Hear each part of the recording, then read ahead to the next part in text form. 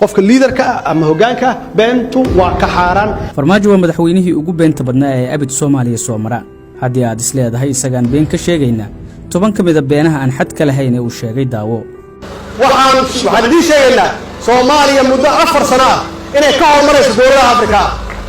waxaan xaqiijinaynaa muddo 2 sano ah shabaab inaan dalka ka ciribtirno. waxaana saaran oo tahay magaaladan aragtaan oo burbursan 4 sano gudaheeda inaan ka soo saarno magaalada ugu nadiifsan magaalada ugu qurxoon inaan ka soo saarno.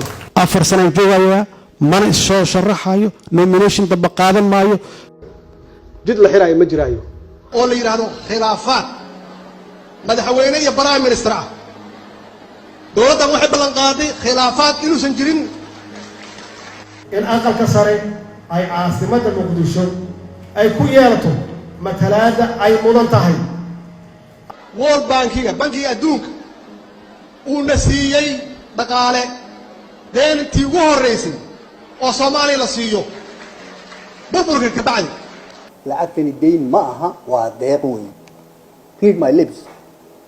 aniga ciidanka haddaan isku haleen waayay Soomaaliyeed oo aan tababaran waay 4 sano waa inta ugu sahlan ogow maxaa adiga nabadgelyo guud iyo shacab guud nabadgelyadiisa xagee ka keenaysaa adigii baa isku haleen waay ciidankii Soomaaliyeed waxyaabaha ay qarxiyeen hadday yihiin hoteelo hadday yihiin guryo inaan dhisno annaga maxay annaga ka masuula annaga ilaalin weyn nabadgelyadii dadka ku dhinta inaan magdhow siino.